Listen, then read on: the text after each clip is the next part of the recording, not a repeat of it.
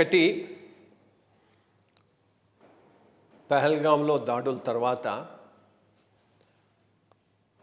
భారతదేశం ఏ విధానం అవలంబిస్తుంది అనే దాని మీద చాలా చర్చ జరిగింది. ఆ చర్చ ఇంకా జరుగుతూనే ఉన్నది. ఇండస్ వాటర్ ట్రీటీ, సింధు జలాల ఒప్పందాన్ని సస్పెన్షన్ చేయటం ఒక మేజర్ ఈవెంట్. దాని తర్వాత ఇంత మటుకు పెద్దగా ఎటువంటి చర్య భారత ప్రభుత్వం తీసుకోలేదు. అంత తొందరపడి తీసుకోవాల్సిన అవసరం కూడా లేదని నేను భావిస్తూ ఉన్నాను. సరే, మీడియా, సోషల్ మీడియా చాలా డిస్కషన్లు జరుగుతున్నాయి. చాలామంది డిఫెన్స్ అనాలిస్ట్ వాళ్ళ వ్యూ పాయింట్లను ఇస్తూ ఉన్నారు.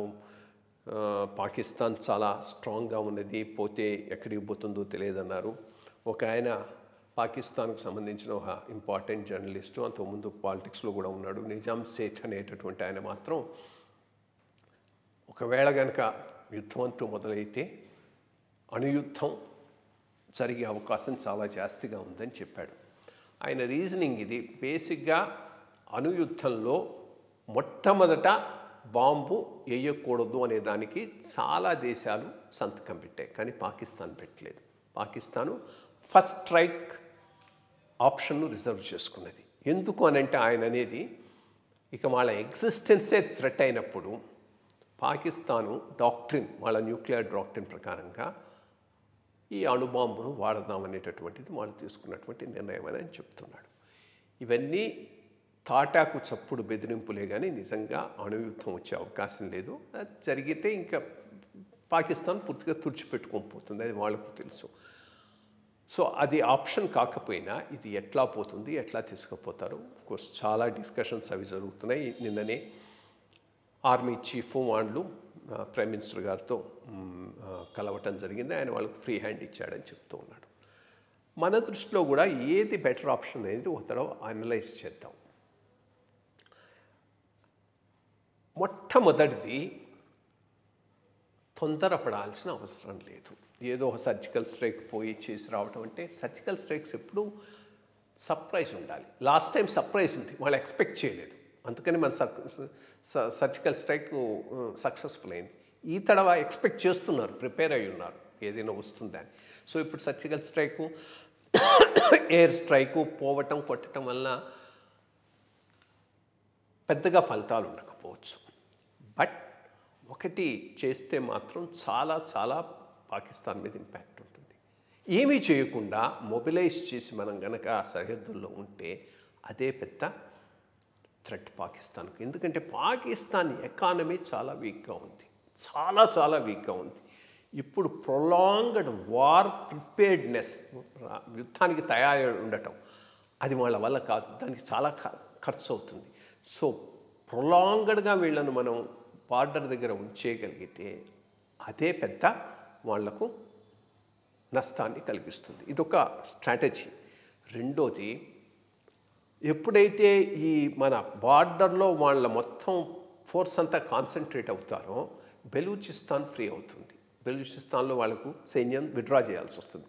బెలూచిస్తాన్లో ఆల్రెడీ ఇన్సర్జెన్సీ ఉంది, అది ఎక్కువ అయ్యే అవకాశం అనేది వాళ్ళు కంట్రోల్ చేసుకునే అవకాశం ఉంది. అటు సైడు పాకిస్తాన్ను నీడిల్ చేయడానికి ఎప్పుడు ఆఫ్ఘనిస్తాన్ రెడీగానే ఉంది.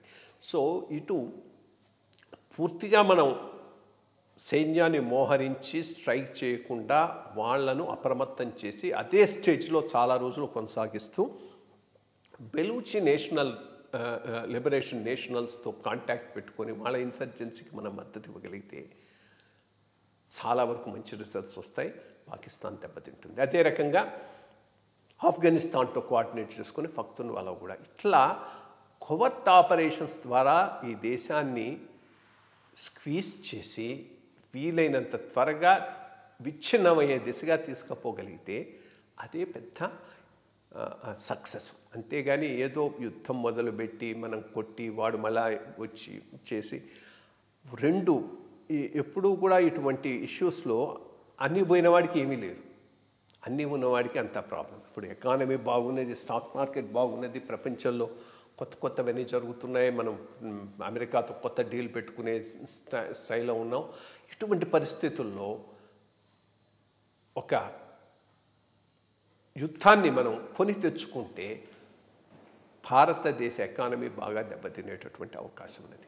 తప్పకుండా పెహల్గామ్ను వదిలేయటానికి లేదు, పెహల్గామ్కు ప్రతీకారం ఉండాలి. కానీ ప్రతీకారం అనేటటువంటిది ఎట్లా ఉండాలి అది ఆలోచించుకొని చేయాల్సిన అవసరం ఉంది. ఒకటి ఇండస్ వాటర్ ట్రీటీ అయితే మాస్టర్ స్ట్రోక్లో మాస్టర్ స్ట్రోక్ రెండు రకాలుగా ఇండస్ వాటర్ ట్రీటీని రీనెగోషియేట్ చేసి మళ్ళా సింధు నదీ జలాల ఒప్పందాన్ని మళ్ళా చర్చిద్దాం అని ఆల్రెడీ భారతదేశం పాకిస్తాన్ అడగటం జరిగింది. పాకిస్తాన్ ముందుకు రావటం లేదు. సో ఇప్పుడు అబేయన్స్లో పెట్టడం వలన ముందు నీళ్ళు ఆపుతామా, ఆపగలమా, డ్యాములు ఉన్నాయా, డ్యాములు లేవా అనేది తర్వాత. రెండోది ఇది రీనెగోషియేషన్ మొదలవుతుంది. ఇక నెక్స్ట్ టైము ఇది అమల్లో ఉండదు, రీనెగోషియేషన్ మొదలవుతుంది. రీనెగోషియేషన్ వల్ల లాభం ఏంది? అప్పుడు నెహ్రూ గారు చాలా లిబరల్గా అంతా మనమే కదా అన్నట్టు 80% వాళ్ళకి ఇచ్చి 20% మనకు పెట్టుకున్నారు. రీనెగోషియేషన్లో మనకు 40% వచ్చినా 50% వచ్చినా అది అడిషనల్ క్వాంటిటీస్ కిందే వస్తుంది. సో అదొక మేజర్ డెసిషన్, దాంట్లో ఏమీ తప్పు లేదు, దాంట్లో ఏమీ డౌట్ లేదు. ఇన్ ఎడిషన్ చేసేటటువంటి దాంట్లో మాత్రం ఇటువంటి టాక్టికల్గా వాళ్లను పిన్ డౌన్ చేసి అట్లాగే చాలా రోజులు ఉంచడం అనేటటువంటిది చాలా చాలా పాజిటివ్ ఇంపాక్ట్ ఇచ్చి మంచి రిజల్ట్స్ ఇస్తుంది. ఇన్స్టెడ్ ఆఫ్ పోయి ఏదో టక్కన కొట్టి రావటం అనేటటువంటిది ఆ సర్ప్రైజ్ ఎలిమెంట్ ఉన్నప్పుడు it was okay. But surprise లేనప్పుడు సర్ప్రైజ్ టేక్ అనేటటువంటిది అడ్వైజబుల్ కాదు.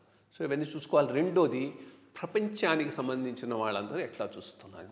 ఒకటి సాలిడ్గా పాకిస్తాన్కి సపోర్ట్గా చైనా అయితే వచ్చింది, దాంట్లో ఏమీ డౌట్ లేదు. వాళ్ళిద్దరిది చాలా ఐరన్ క్లాడ్ రిలేషన్షిప్ అని కూడా చెప్పారు వాళ్ళే, చైనీస్ వాళ్ళు. ఎందుకు? వాళ్లకు రెండు రకాల ఇండియాను నెయిల్ చేయడానికి పాకిస్తాన్ అది ఎప్పటికీ ఉందనుకోండి. ఎందుకంటే ఒకటి తెలుసు, జపాన్కు చైనాకు తెలిసింది ఏంటి అంటే ఏషియాలో ఏనాటికైనా వాళ్లకు ఛాలెంజ్ చేయగలిగినటువంటి పవర్ ఏదైనా ఉందంటే అది ఇండియా. సో ఇండియాను ఎప్పుడు డౌన్ సైజ్ చేసి అన్ని రకాల కష్టపెడుతూ ఉండటం అనేటటువంటిది పొలిటికల్గా వాళ్లకు అడ్వాంటేజ్. అందుకని తప్పకుండా పాకిస్తాన్ ఆ విధంగా చూస్తారు. రెండోది మోర్ ఇంపార్టెంట్లీ వాళ్లకు ఒక పెద్ద లైఫ్ లైన్ పాకిస్తాన్ దాకా పోతూ ఉన్నది. అదే గ్వాదార్ ఎయిర్పోర్ట్ సీపోర్ట్ నుంచి రైల్ రోడ్ లింక్ వయా అక్సాయి చిన్ ఇంటూ చైనా. దాని ద్వారా వాళ్ళకు చాలా కామర్స్ అటు నుంచి వెళ్ళిపోయి ఇన్స్టెడ్ ఆఫ్ ఇదంతా తిరిగి India Indian ocean, south China sea ఇవన్నీ దాటిపోయే బదులు అటు నుంచి డైరెక్ట్గా పెద్ద ఎత్తున ఇంపోర్ట్స్ ఎక్స్పోర్ట్స్ జరిగే అవకాశం ఉంది. ఆ రకంగా స్ట్రాటజిక్గా ఒక ఇంపార్టెన్స్ ఉంది. ఇండియాను డౌన్ సైజ్ చేయడంలో కూడా పాకిస్తాన్కు వాళ్ళకి ఇంపార్టెన్స్ ఉంది. అందుకని వాళ్ళు క్లియర్గా వాళ్ళకు అనుకూలంగా వచ్చారు.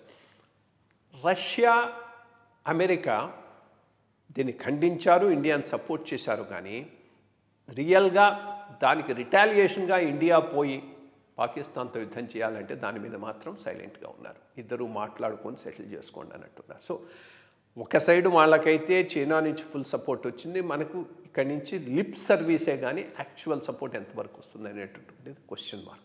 ఒక ఇజ్రాయలే మనకు గట్టిగా నిలబడింది ఇండియాతో పాటు ఇది చేయటం కోసం. సో ఇవన్నీ ఈ టాక్టికల్ ఇష్యూస్ అన్నీ దృష్టిలో పెట్టుకొని కేర్ఫుల్గా ముందని చేస్తే బాగుంటుంది. అదే సిస్టమ్ ఆలోచిస్తున్నట్టున్నారు, లేకపోతే ఈ ప్రాంతాలకు ఏదో స్ట్రాటజికల్ స్ట్రైక్ అదే పోయిండి ఉండేవాళ్ళు పోకపోవటం అనేటటువంటిది కరెక్ట్ థింగ్ అని నేను భావిస్తూ ఉన్నాను. బట్ పహల్గామ్ను వదిలిపెట్టడానికి వీలేదు, తప్పకుండా పాకిస్తాన్ మీద రిటాలియేషన్ ఉండాలి. అది కేవలం సర్జికల్ స్ట్రైకే రిటాలియేషన్ కాదు. ఈ పంతాలో